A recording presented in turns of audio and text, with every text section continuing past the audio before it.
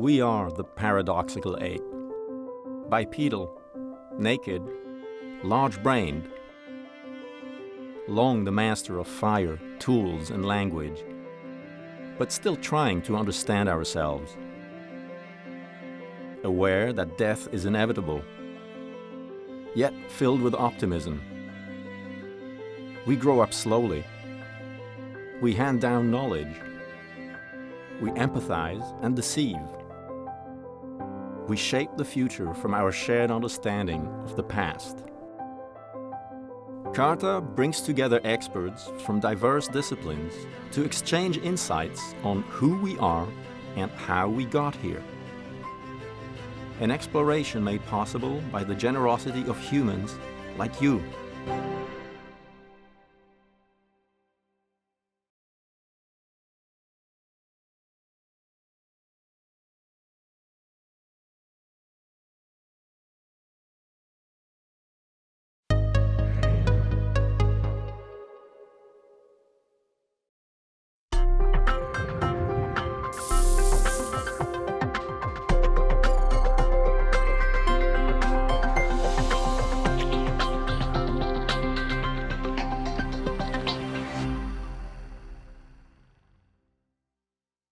One symptom of our planet-altering behavior is an ever-growing number of human-made chemical contaminants in our daily life.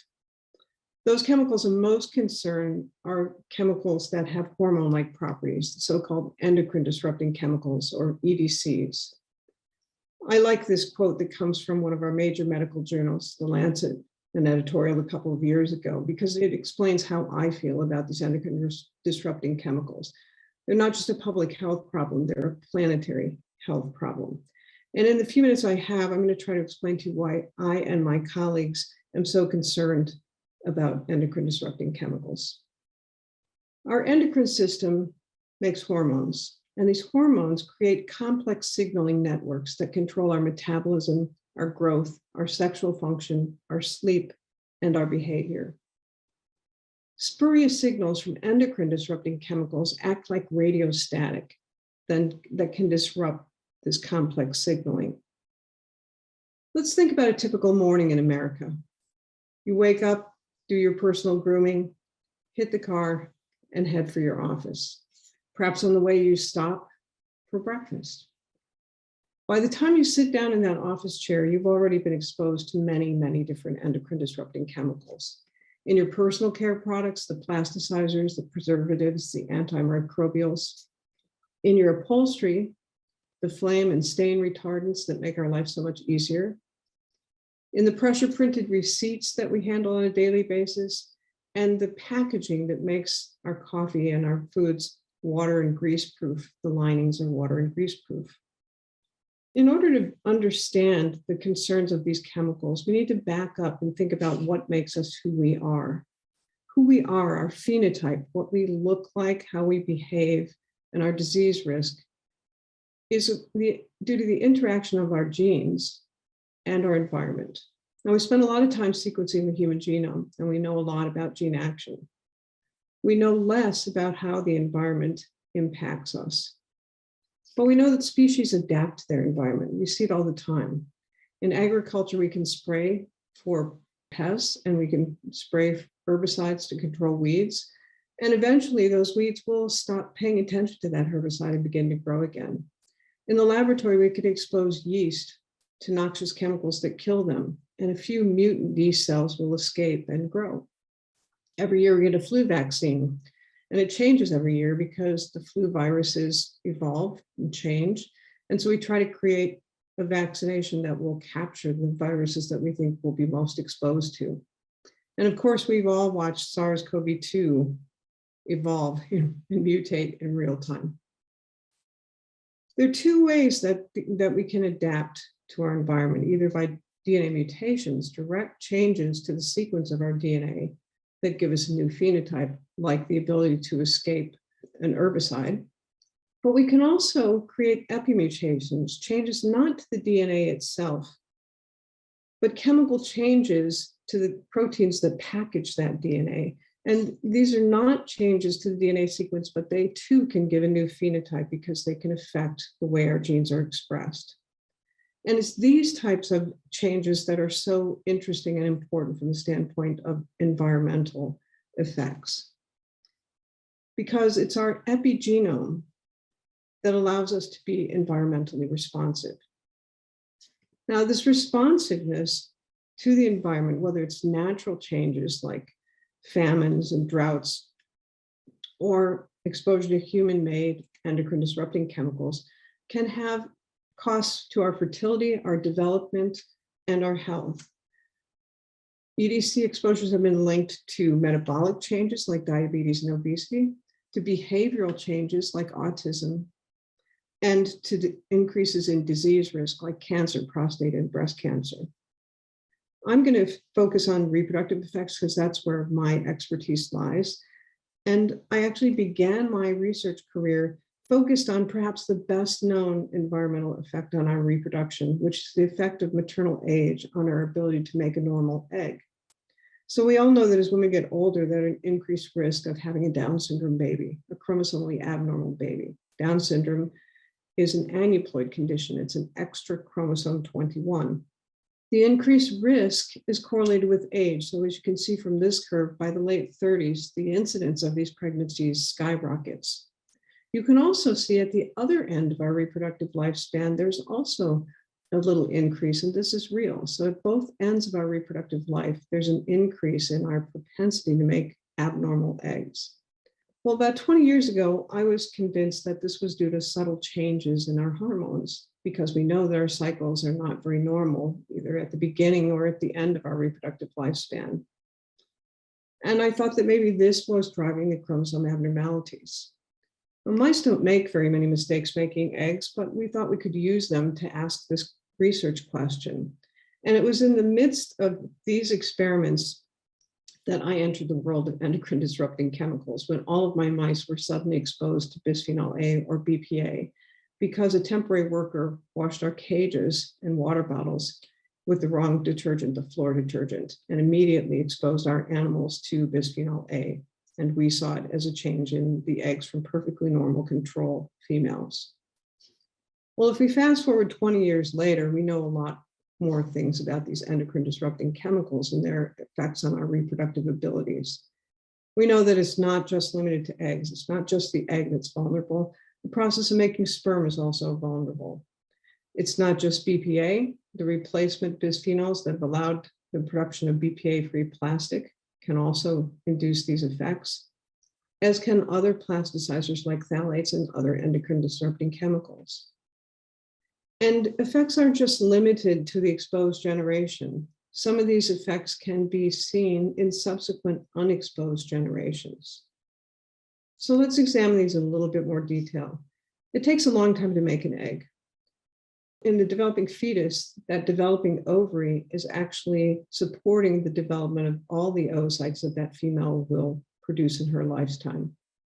And some very important pieces of the process of making an egg take place here. In the neonatal period, those developing eggs become packaged, if you will, in follicles that will control their growth and help them reach a normal egg in adult once there's a proper hormone environment to support this. And so hopefully every cycle, this culminates in the ovulation of a chromosomally normal egg. The process of making sperm is a little bit different because it's not starting during fetal development. It's not even starting during neonatal development, although the stem cells that are going to allow for continuous spermatogenesis are being developed here during this neonatal period. And with maturation and the proper hormone environment, of course, we get continuous sperm production. What's really interesting is in both males and females, exposure during all three of these developmental windows, exposure to these endocrine disrupting chemicals can adversely affect the process in both males and females. We've all been hearing a lot about declining sperm counts. This has been in the news a lot lately. And Shanna Swan has been a leader in presenting this information. She's just written a book called Countdown, where she details the evidence for a consistent decline in sperm counts over time. This is thought to be due to exposure to endocrine disrupting chemicals, what was originally called the estrogen hypothesis, now more properly should be the EDC hypothesis, or the endocrine disrupting hypothesis. The idea being that we think that exposure to these chemicals is causing a decline in sperm counts. But we've never understood how this happens or why this happens. Well, our studies of the male have provided one way that exposure at one time can cause changes to the sperm count. This is a cell from a mouse that's been exposed to BPA. It's trying to undergo the divisions to make a sperm cell, but it's making mistakes and the chromosomes are coming apart. In the male, this does a very interesting thing. This causes the death of the cell, and with enough mistakes, you get a drop in sperm count. So we can see a reason that these endocrine disrupting chemicals could cause a drop in our sperm counts. It also shows us an interesting difference between males and females, because females will make chromosome errors and give rise to chromosomally abnormal eggs, and males will kill all of those mistakes as they're being made. One of the most fascinating effects of these endocrine disrupting chemicals, fascinating from the standpoint of a biologist, is that some of these effects are transgenerational. They not only affect the exposed individuals, but they can persist and affect subsequent unexposed generations. Now, in the laboratory setting, we do this experimentally, not with humans. We don't experiment with humans, but in our mouse models, by exposing the father and looking for effects on sperm counts in that individual, but also in his sons and his grandsons. If we see effects in the son, we can't really consider that individual unexposed because he comes from a sperm cell from an exposed testis. But if we see effects in the grandson, that's really an unexposed individual, and that means that this is a transgenerational effect. So every time I would talk about my male studies and what we were finding, someone in the audience would ask, is this a transgenerational effect? So we decided we should look at that, but we also decided we'd ask a more real life question. And that is, what happens if we have an exposed father and an exposed son and an exposed grandson? Because that's how we're being exposed. It's not like one generation is exposed and these endocrine disrupting chemicals are disappearing. Actually, more of them are appearing and different kinds are appearing. What we found is we found a tremendous increase in the defects in the testis as a result of 3 generations of exposure. In fact, by the 3rd generation, we had males who had testicles that were not able to make any sperm. I wish we'd run the experiments for another generation or 2, but we did not. And that's pretty sobering, and added to all the other effects of these chemicals, it leads to a number of important questions. How much exposure is safe? For my colleagues and I who study these chemicals, they're hormone-like chemicals. Hormones can exert tremendous effects at very small doses. So we're not sure any level is safe. How are we exposed? How much are we exposed, especially during critical periods of development, like fetal development and the newborn? And what you're all probably thinking is, okay, if these chemicals are so dangerous, why aren't they being regulated? The short answer to that question is, we're working with a regulatory system that's outdated. Essentially, when we started worrying about chemical effects, we were interested in them as toxins. How much did it take to kill us? And we would set up studies to examine what dosage level killed half of the rats. We were interested in whether they were mutating our DNA, and of course, whether they caused cancer. We assumed that the dose makes the poison. If a little bit was bad, more would be worse, and even more would be really bad until eventually you'd get to a dose that would kill you. Well, endocrine disrupting chemicals defy this simple approach. Tiny amounts can exert powerful effects, and sometimes when you increase the levels, you don't see the same effects, or the effects may go away or change. In the US, regulating these chemicals has been difficult because we use standard toxicology testing paradigms developed decades ago to use multiple generations and look at fertility and look at organ end weights over time across generations. And these standard testing for things like BPA have not found evidence of significant harm. In contrast, there are lots of studies like mine, taking a very detailed look at a complex subject like making eggs, making sperm, or building a brain. And we see effects that maybe they don't cause infertility, but they certainly affect our fertility. Maybe they don't destroy our brains, but they certainly can cause behavioral effects. So when regulators look at these studies, they understand the traditional toxicology testing methods, but they don't quite know what to do with studies like ours. So traditionally, we've depended more heavily on the traditional toxicology testing results and assumed that BPA is not causing harm. How we actually assess the safety of a chemical in this country is like this. We used to look at a maximum dose that was tolerated. Well, that still holds for pharmaceutical drugs, but we're more interested for endocrine disrupting chemicals in the lowest dose that gives us an observed effect. Because if we can find this lowest dose, then we can add a safety factor, say of 1,000-fold, and say, okay, this must be okay to ingest this amount on a daily basis. This is our tolerable daily intake. This is our safe dose. And then we need to know how much we're exposed to. And if human exposure falls below this level that causes the lowest observed effects, we're okay. We don't have any reason for concern. So that's a risk-based approach where we assume that the risk is minimal if we're at a certain threshold of exposure. The European Union has taken a very different approach. In 2007, their safe dose was very similar to ours in the US.